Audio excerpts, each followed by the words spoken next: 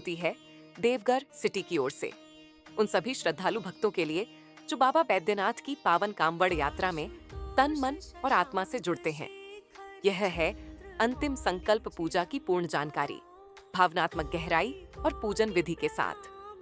श्रावण मास शिव भक्तों के लिए वह सबसे पावन समय, जब सुल्तानगंज से बहती गंगा से जल लेकर लाखों कांवड़िए नंगे पांव नियमों में बंधे हुए तपस्वियों की तरह निकलते हैं। उनका एक ही लक्ष्य होता है, देवघर में बाबा बैद्यनाथ को जल अर्पित करना। लेकिन इस यात्रा की अंतिम आध्यात्मिक सीढ़ी होती है संकल्प पूजा। ये पूजा बाबा मंदिर से 2 से 10 किलोमीटर पहले उन स्थानों पर की जाती है जहां से बाबा का मंदिर दिखाई नहीं देता, लेकिन उसकी आभा महसूस होती है। 1 दुम्मा लगभग 7 किलोमीटर दूर सुल्तानगंज रूट से आने वाले भक्त यहीं रात्रि विश्राम करते हैं और सुबह संकल्प करते हैं। 2 बैद्यनाथपुर बाबा मंदिर से केवल 3 से 4 किलोमीटर पहले स्थित कई श्रद्धालु यहाँ शिविरों में विश्राम के बाद संकल्प करते हैं।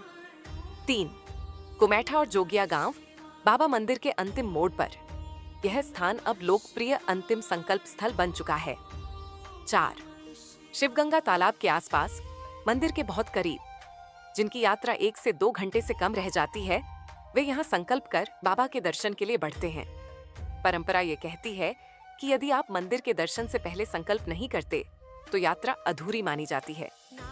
इस पूजन विधि में सबसे पहले आपको पवित्र गंगा जल, बेलपत्र 3, 5 या 11, फूल, चंदन, रोली, मौली, धूप दीप और मिट्टी का दिया, यदि संध्या का समय हो, जैसी पूजन सामग्री एकत्रित करनी होती है। ध्यान रहे, आपकी कांवड़ जिसमें गंगा जल है वह भूमि पर न रखी जाए। उसे एक साफ वस्त्र पर किसी आसन या ईंट पर रखें। स्नान करें और यदि संभव हो तो पास के किसी पवित्र जल स्रोत जैसे शिवगंगा तालाब में स्नान करें। शुद्ध वस्त्र पहनकर पूर्व दिशा की ओर मुंह करके बैठ जाएं और मन को शांत करें। अब कांवर को ऊंचे स्थान पर रखकर एक पात्र में जल लें और दोनों हाथ जोड़कर भगवान शिव का ध्यान करें। फिर शांति से महामृत्युंजय मंत्र का जाप करें। एयूएम त्र्यंबकम यजामहे सुगंधिम पुष्टिवर्धनम उर्वारुकमिव बंधनान मृत्युर्मुक्षीय मामृतात्। इसके बाद अपना संकल्प मंत्र बोलें। मम समस्त पापक्षय पूर्वक शिवालय गमनार्थम गंगाजलेन जलाभिषेकम करिष्ये। इदं मे व्रतम संकल्पम च अस्तु। हर हर महादेव।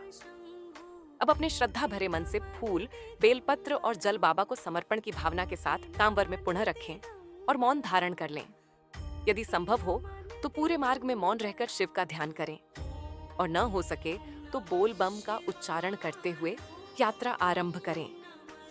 यही वह क्षण होता है जब शिव और भक्त के बीच की दूरी विलीन हो जाती है।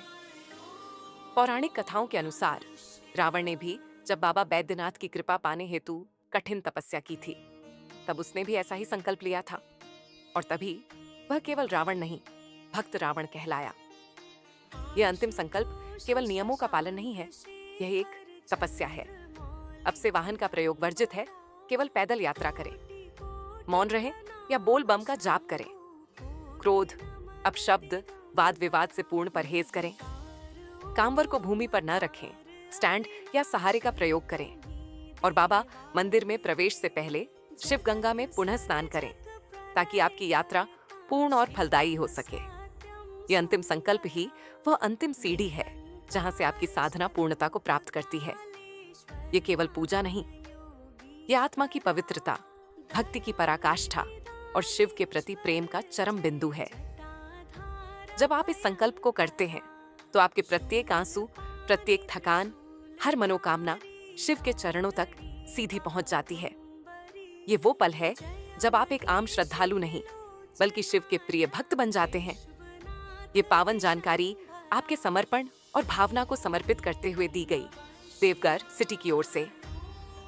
यदि आप भी बाबा बैद्यनाथ, देवघर और कांवड़ यात्रा से जुड़ी ऐसी ही आध्यात्मिक जानकारियां पाना चाहते हैं तो फेसबुक पर हमें फॉलो करें। देवघर सिटी और यूट्यूब चैनल देवघर सिटी को सब्सक्राइब करना न भूलें। जुड़िए हमारी इस यात्रा में जहां हर श्रद्धा, हर मंत्र, हर कदम बाबा के द्वार तक जाता है। बोल बम, हर हर महादेव, जय बाबा बैद्यनाथ। नागेश्वर हरो हर पाप साप अभिशाप तम महा